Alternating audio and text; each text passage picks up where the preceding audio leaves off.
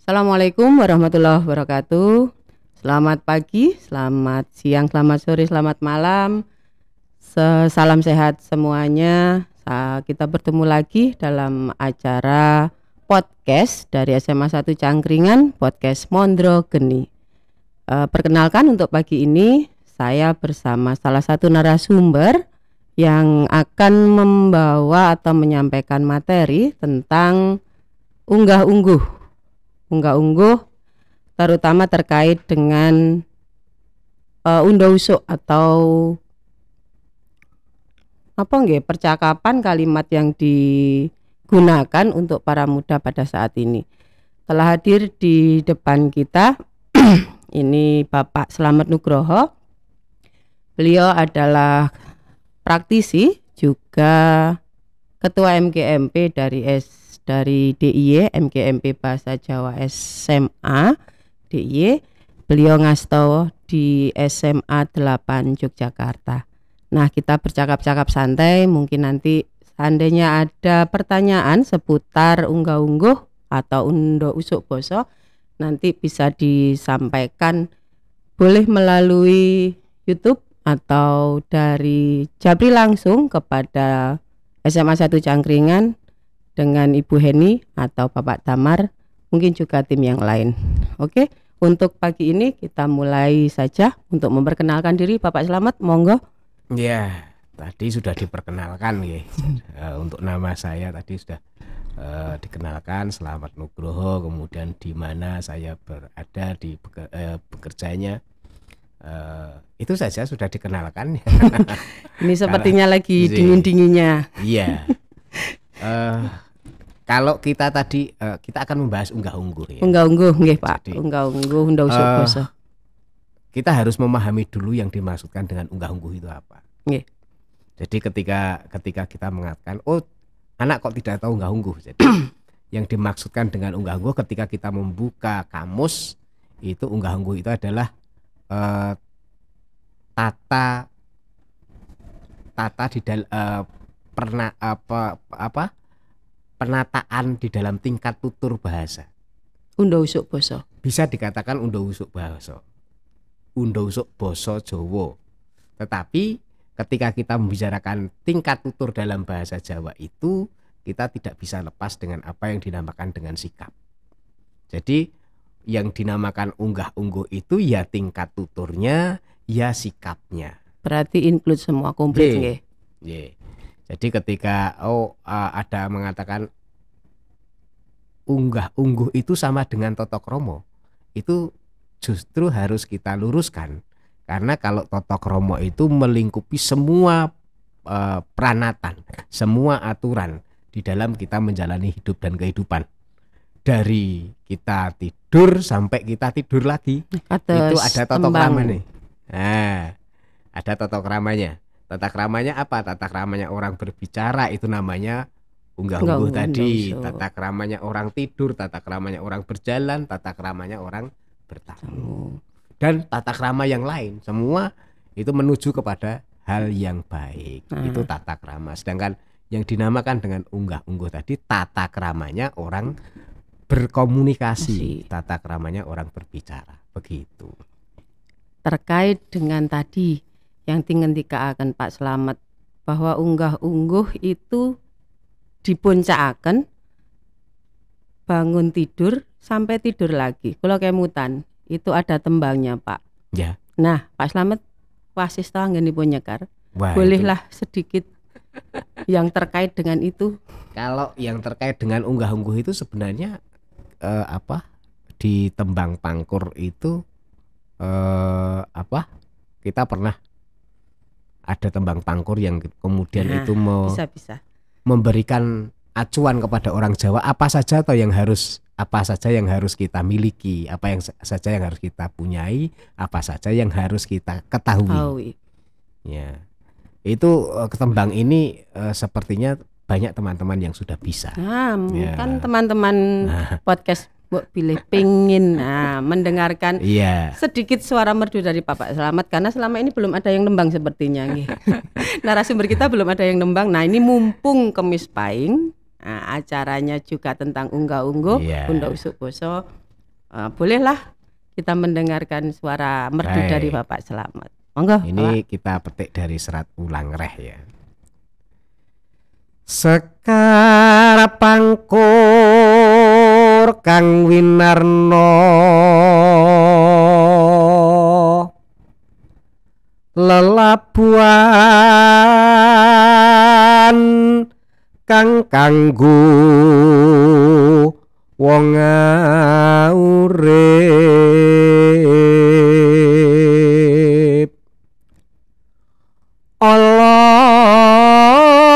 lan becik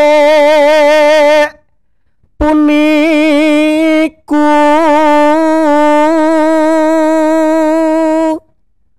prayoga kawruhana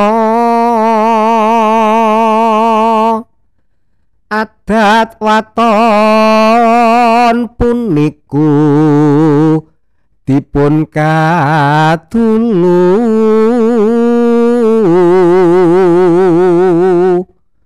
miwah toing tata krama den kaesti siang ratri. Kula sing tepuk tangan.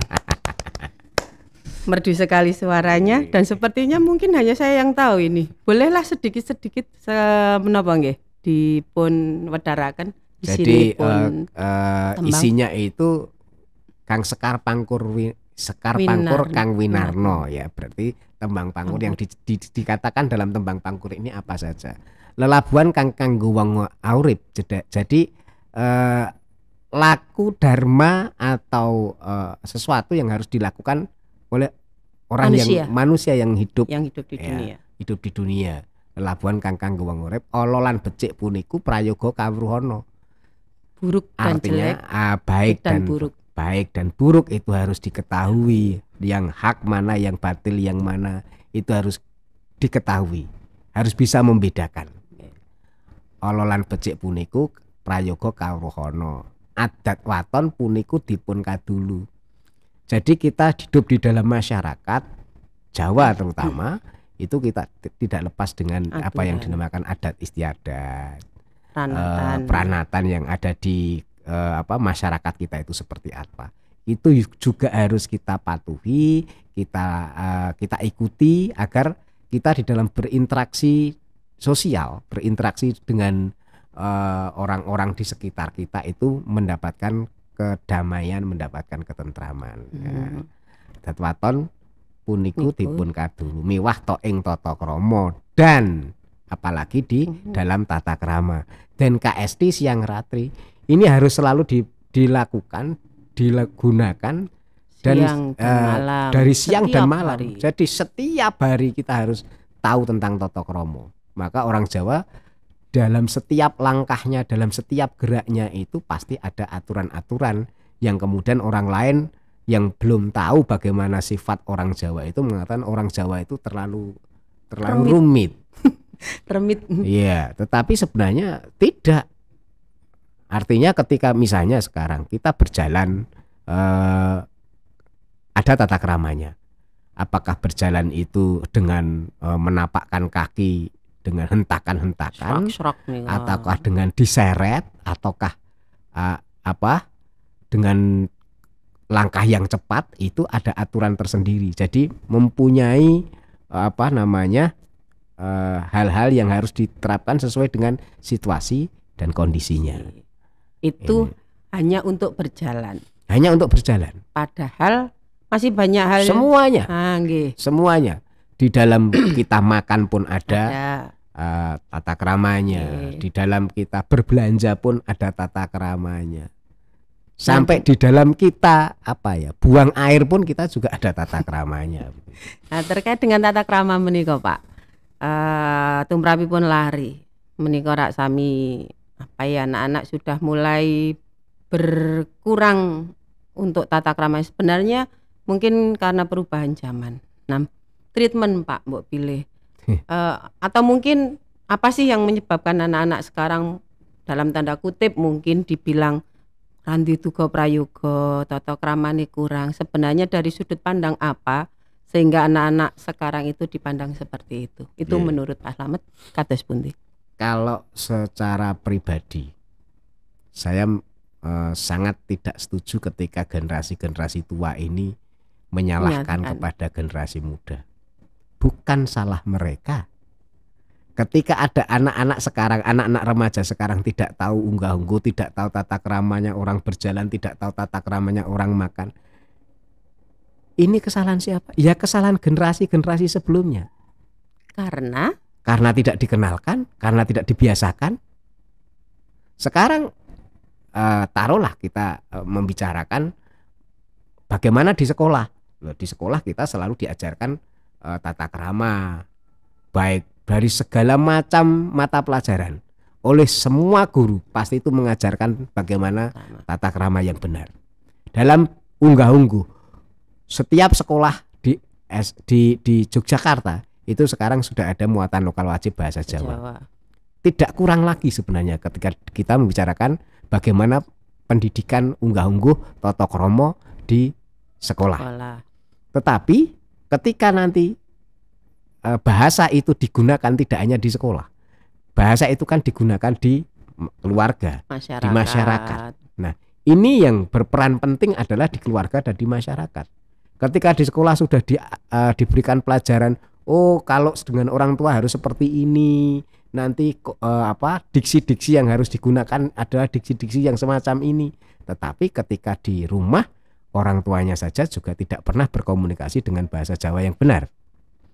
Sekarang ini banyak generasi para Mahmud, mamah muda yang sama sekali juga tidak kenal dengan bahasa Jawa.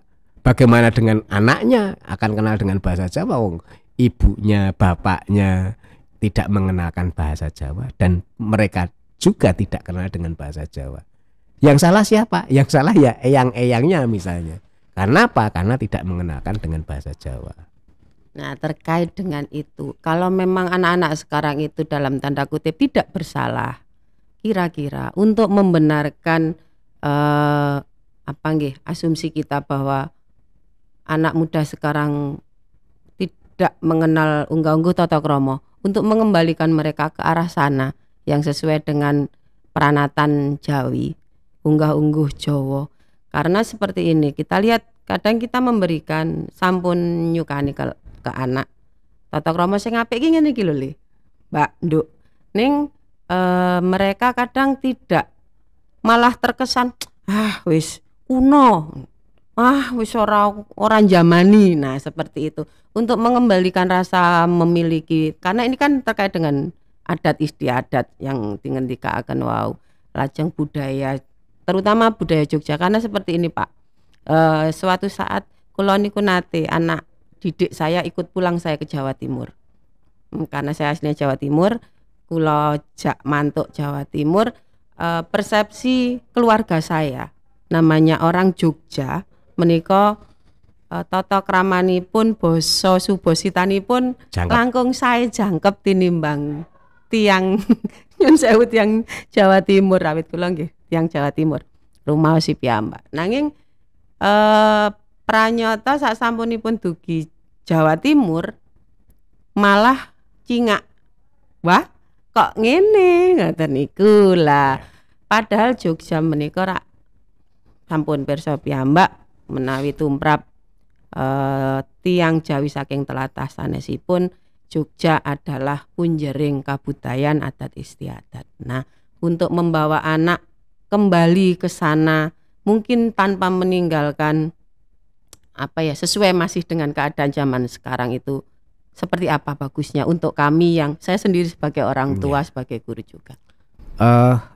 Dalam hal ini kita tidak bisa semudah membalikkan telapak tangan. Leres. Tidak semudah. Iya. Kenapa? Karena adanya pengaruh-pengaruh budaya dari luar yang mereka anggap itu lebih bagus.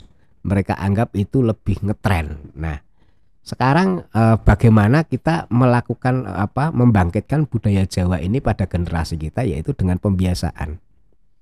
pembiasaan itu memang di awalnya kita harus ada sedikit pemaksaan. Memaksakan Ya, berarti. seperti misalnya di sekolah gitu. Ya kita didik sedemikian rupa itu menjadi sebuah kebiasaan.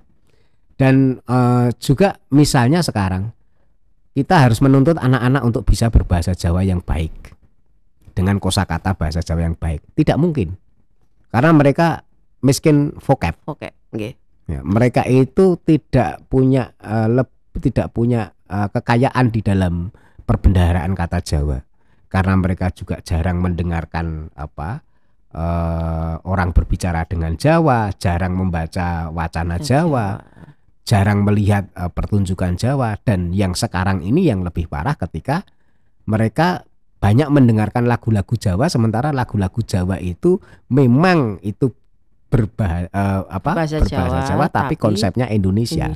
Oh, okay. Nah, akhirnya ada beberapa kosakata juga yang artinya itu juga konsepnya konsep Indonesia, bukan konsep Jawa. Dan mengartikannya keliru. Iya. Cidro. Saya ingat itu. Jadi ketika bagaimana kita harus berusaha untuk memberikan treatment kepada generasi kita, ya kita pembiasaannya satu.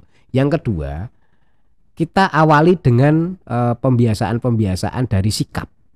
Jadi bagaimana orang generasi kita itu, biarkanlah mereka berbahasa dengan bahasa mereka sendiri sekarang, tetapi jiwanya harus jiwa Jawa. Contoh, sikapnya Pak. Sikap Jawa. Contoh misalnya mereka diajarkan untuk ketika melewati orang tua yang sedang duduk mereka diajari untuk merunduk dan mengatakan nuwun sewu misalnya. Kemudian kebiasaan orang Jawa itu setiap kali akan berbicara kepada orang lain yang lebih tua atau pasti dengan kata nuwun sewu, maaf, nyuwun pangapunten. Nah, kemudian ketika diberi sesuatu matur nuwun. Jadi seperti lagunya anak-anak TK itu. Oh, nggih. Iya. Napa nika? Nek ditimbali matur. Nah, ada yang saya tidak setuju. Kenapa? Ya nek ditimbali matur dalem, karena kosakata dalem itu sebenarnya tidak pas. Nah, cukup kulo saja. Kalau nek ditimbali matur kulo. Nah, semestinya seperti itu, bukan ditimbali matur dalem. Ya. Karena dalem itu sendiri sebenarnya artinya adalah mu atau nya. Mu atau nya. Jadi misalnya ngarso dalem adalah hadapannya atau hadapanmu. Kalau teman-teman Katolik biasanya berkah dalem. Nah, yang diartikan berkah dalem itu adalah berkahnya, berkah Tuhan, begitu. Terus Anji menika tidak semudah membalik telapak tangan. Ya. Harus dengan pembiasaan dulu. Nah, kemudian bagaimana kita apa yang mereka sukai. Contoh. Kita masukkan. Nah, sementara misalnya sekarang ini kita sudah heboh di lagu-lagu pop Jawa ini sekarang semuanya anak-anak remaja sekarang tidak ada yang tidak kenal dengan lagu pop Jawa. Betul. Ya. Nah, bagaimana kita juga merangkul dengan teman-teman pencipta lagu, teman-teman artis itu ketika mereka itu menulis lirik lagu, ya kita ajak dengan menulis yang benar, bahasa yang benar, diksi yang benar, contohnya kata kalimat yang benar. Karena apa? Ketika mereka tahu dengan bahasa itu, mereka menghafalkan, oh lagunya kayak ngene, seperti ini itu. Nah, akhirnya dia anak-anak kemudian mencoba untuk apa yang belum tahu, dia cari. Ini sebenarnya maknanya apa toh? Seperti sebenarnya ada contoh, ada judul lagu pop Jawa yang dijuduli Pingal. Kenapa niku? Pingal canan. Nah, itu kan pingal itu sebenarnya artinya apa toh? Akhirnya anak-anak pada cari. Nah, itu sebenarnya adalah bahasa programnya orang Jogja sejak tahun 80-an. Itu bahasa Dagadu kan itu. Ya, artinya kemudian mereka belajar, oh ternyata pingal itu hilang. Nah, andaikan itu kemudian menggunakan bahasa-bahasa yang sudah kata-kata yang sudah arkais, anak-anak kemudian ikut ke sana. Kemudian ada misalnya produk-produk handicraft atau tas atau apalah yang mereka suka, anak-anak suka.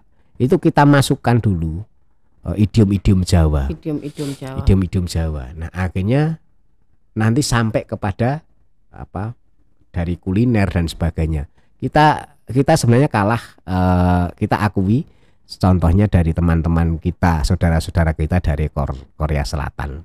Korea Selatan, Jepang mobil. Yang Korea Selatan. Korea Selatan terutama. Mereka itu menghantamnya lewat budaya. Okay. Lewat budaya dulu. Sudah dimasukkanlah K-pop dan sebagainya. Akhirnya sekarang ini dari K-pop anak-anak Indonesia banyak yang kemudian kenal dengan kulinernya, kenal dengan desain baju, kostum dan sebagainya.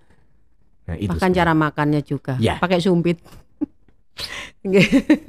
Memang rumit ternyata untuk unggah-ungguh. Nah Pak, untuk yang unggah-ungguh aja deh Pak, apa nggih? Nyuwun masukan untuk unggah-ungguh anak sekarang yang tadi sampun dipun sebataken, yang salah satunya menawi pun paringi tiang sanes ngaturaken panuwun. Nah selain itu apalagi sih, mungkin dengan habis mendengarkan podcast ini anak-anak terus berarti unggah-ungguh itu sebenarnya sepele saja, bisa kita laksanakan untuk keseharian, tidak usah yang rumit-rumit. Yang penting dengan melakukan seperti ini orang melihat kita punya unggah-ungguh. Kita kenalkan bahwa unggah-ungguh di sini adalah sistem orang Jawa di dalam menghormat. Jadi ketika kita menggunakan unggah-ungguh boso dengan undha usuk yang benar, maka secara tidak langsung kita sangat menghormat kepada orang lain. Menika ora undha usuk nggih. Undha usuk itu kalau untuk saya pribadi ke anak-anak itu sepertinya ya memang agak perlu pembelajaran, itu termasuk apa yang dinamakan dengan unggah-ungguh tadi, karena unggah-ungguh itu tidak lepas dari undha usuk. Jadi unggah-ungguh itu juga undha usuk. Melengkapi, saling unggah-ungguh itu jangan kemudian kita berpikir bahwa unggah-ungguh itu hanya sikap. Tetapi unggah-ungguh itu termasuk bahasanya. Justru yang paling pokok di dalam unggah-ungguh adalah bahasanya. Sikap itu sebagai pelengkap. Jadi, nah ketika misalnya kita mengatakan monggo dipun unjuk, kita ada tamu, monggo dipun unjuk. Ketika mengatakannya hanya dengan diam saja, monggo dipun unjuk seperti itu, maka tamunya pun sangat dimungkinkan akan bingung. Tetapi jika kita sertai dengan kepalan tangan yang jempol kita perlihatkan, monggo penunjuk Bapak. Nah, ini akan lebih nyaman. Seperti itu. Jadi inilah unggah-ungguh, bukan sekedar sikapnya, bukan sekedar bahasanya, tapi satu kesatuan itu menjadi sesuatu yang harus dilaksanakan bareng-bareng. Nah, jempol sampun, lajeng wau matur nuwun, lajeng nyuwun sewu. Nah, ada lagi kah yang sekiranya nanti jadi komplit untuk satu kesatuan anak-anak? Jadi ketika misalnya kita mengatakan nyuwun pangapunten, nah nyuwun pangapunten itu dibiasakan untuk generasi kita. Atau kalau misalnya mereka tidak sebenarnya kalau maaf juga bisa sih, tetapi hanya dengan kata nyuwun pangapunten ini saja sebenarnya mereka sudah bisa terlihat sebagai orang Jawa. Jawane. Iya. Nah, contoh misalnya, andaikan di dalam sebuah kerumunan kemudian kaki kita diinjak oleh orang lain, kita yang diinjak itu nyuwun pangapunten Mas, sikil kula kepidak. Malah nyuwun pangapunten sing kepidak. Nah, karena mereka yang menginjak itu saya sangat yakin mereka tidak sengaja. Dia tidak sengaja menginjak kaki itu. Ya toh? Maka ketika kita nyuwun pangapunten Mas, sikil kula kepidak jenengan. Mereka akan orang itu justru akan lebih minta maaf lagi. Merendahlah. Iya. Nah, ngoten niku nggih. Maka konsepnya orang Jawa itu begini loh. Ketika dengan orang lain itu mengatakan sampean. Nah, sampean itu artinya apa? Sampean itu adalah kaki. Maka kita itu menempatkan diri sederajat dengan kakinya. Ketika kita menggunakan kata panjenengan. Nah, panjenengan. Saya yang mengatakan panjenengan itu berarti orang kedua yang saya ajak bicara itu saya itu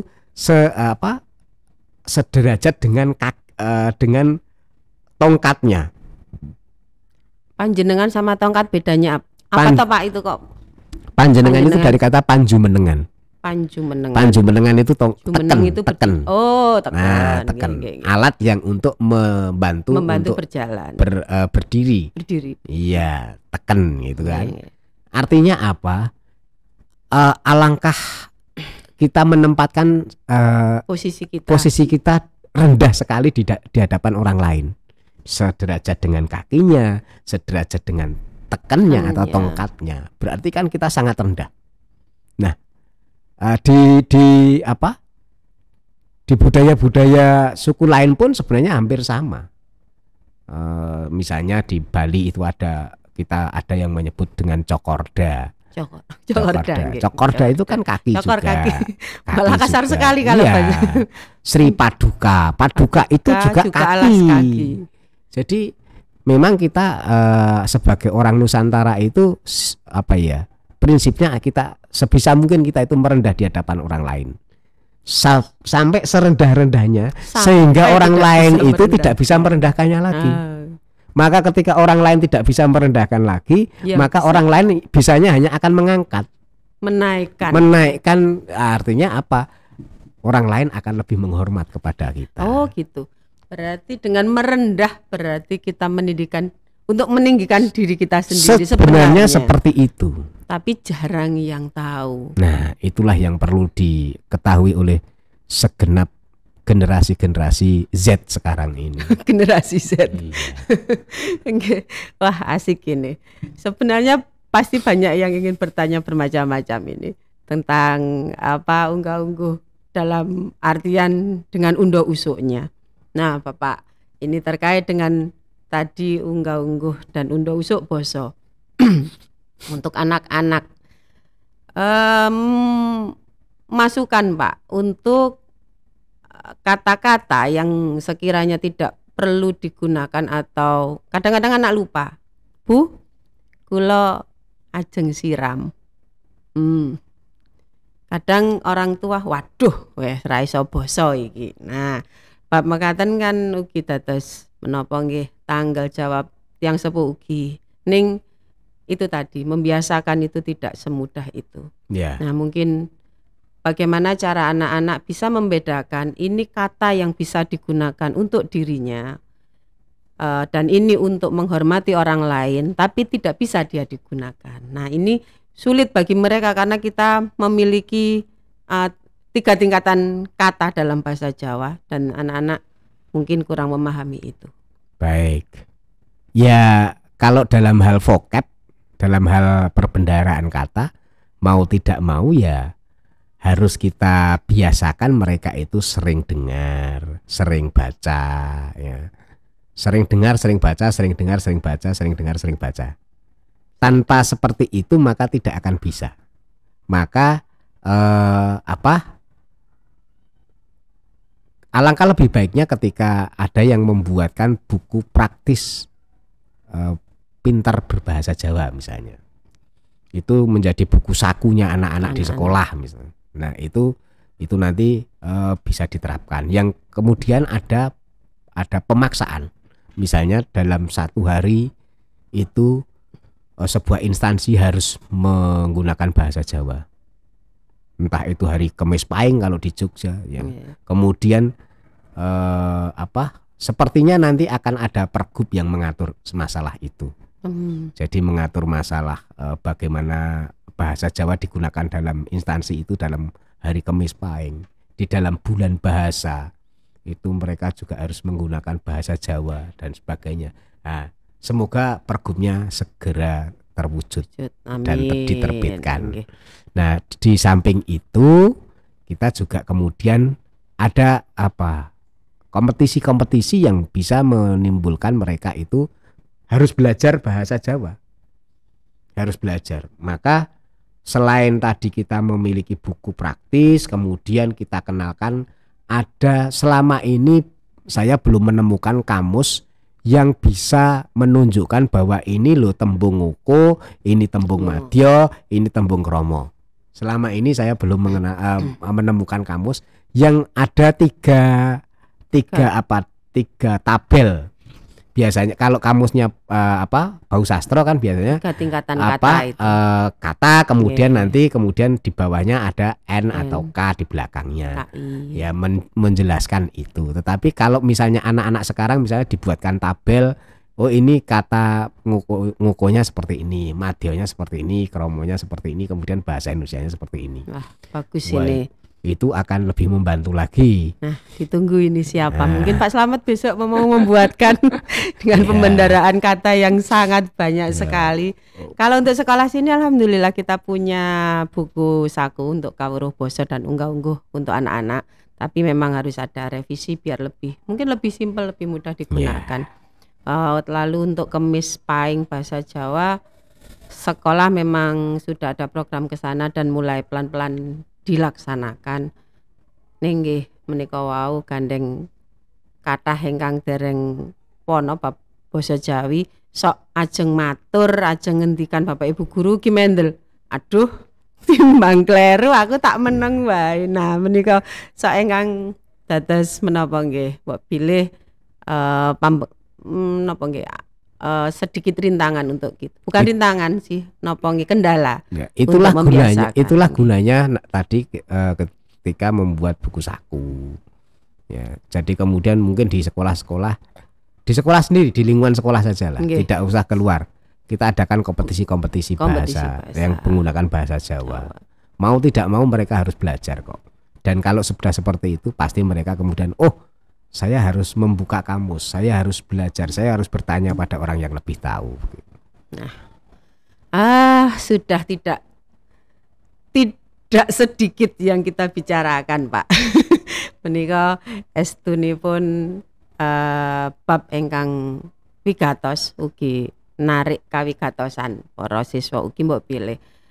Ning nggih menika wau bab unggah-ungguh ingkang mliginipun babakan unda usuk basa itu sesuatu yang memang untuk anak-anak zaman sekarang itu sulit sekali.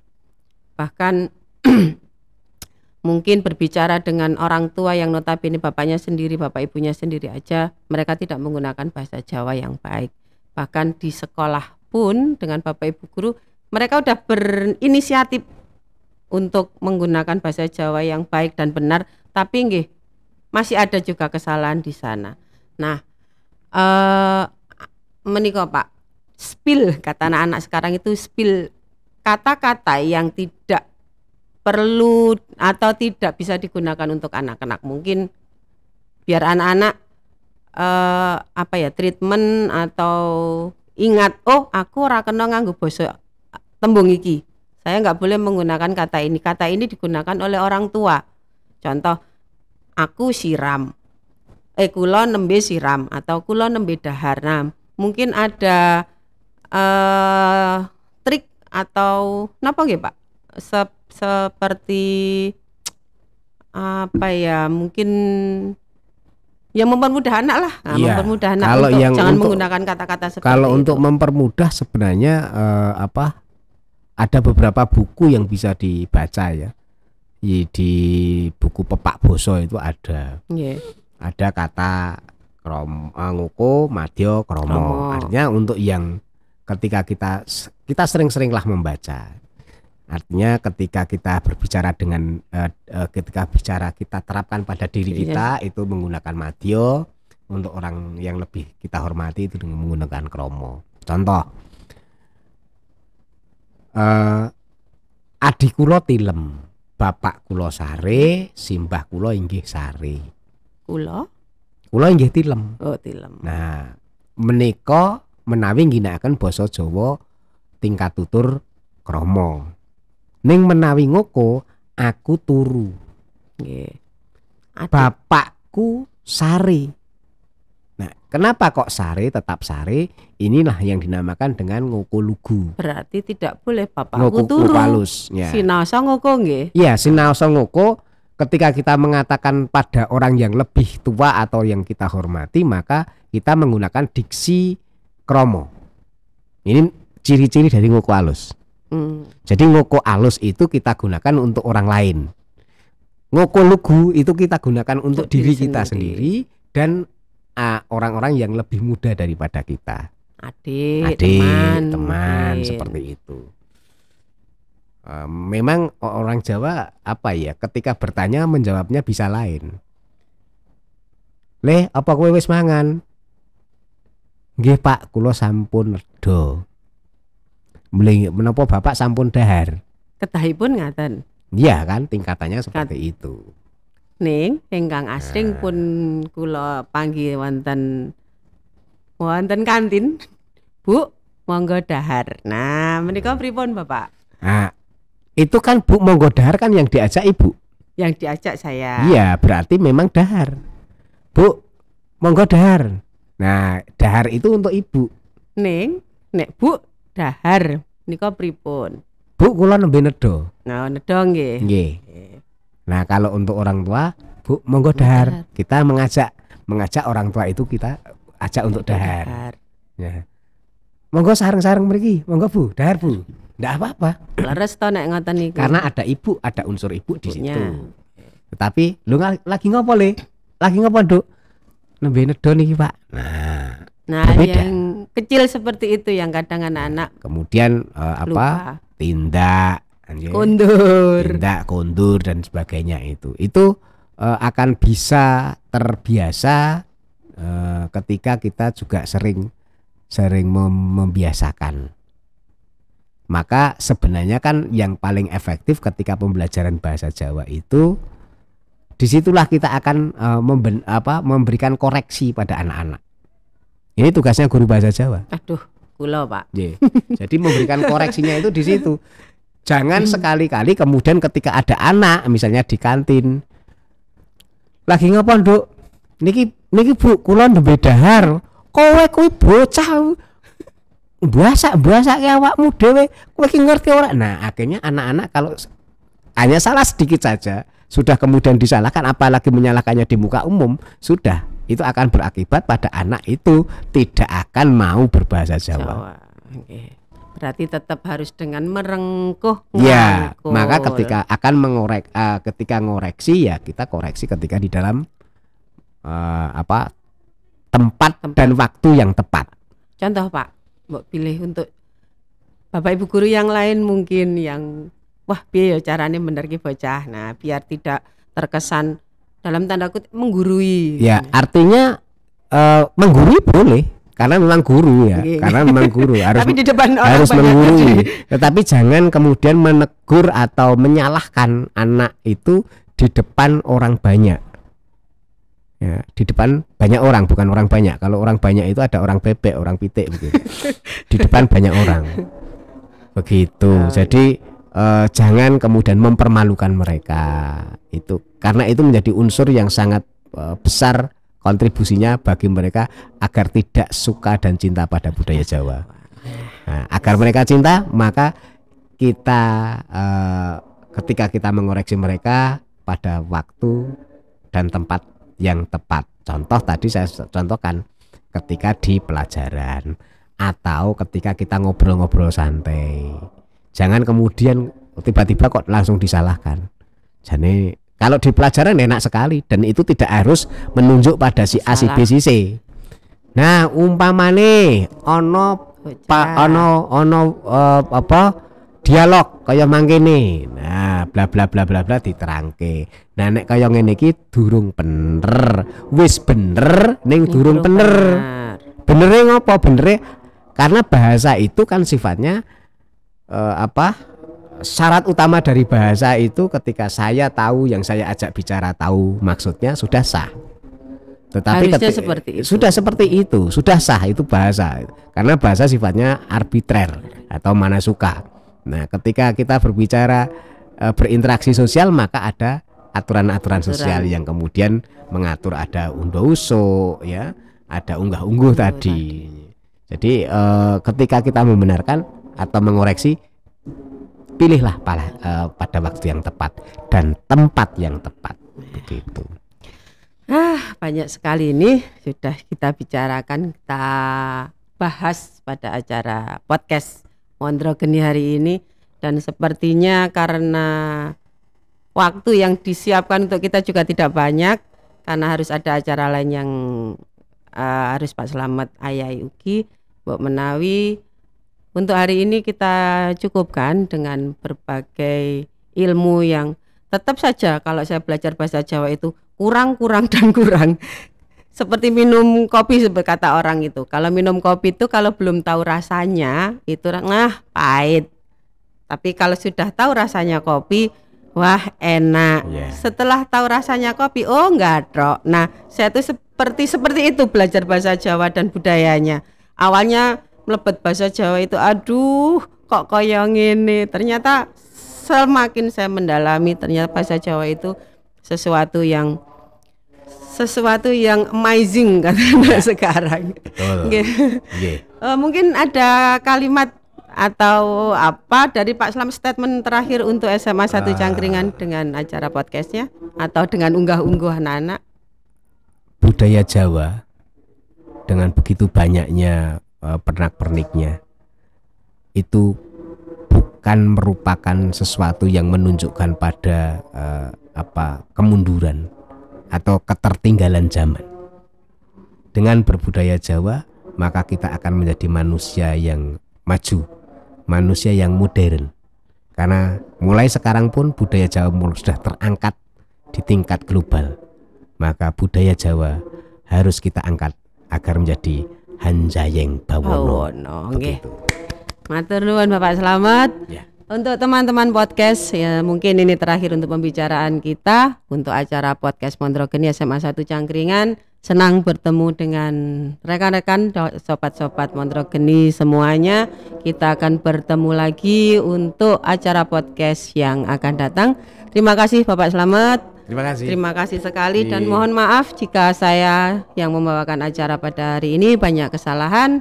Saya akhiri, wassalamualaikum warahmatullahi wabarakatuh. Terima kasih, tur nuwun.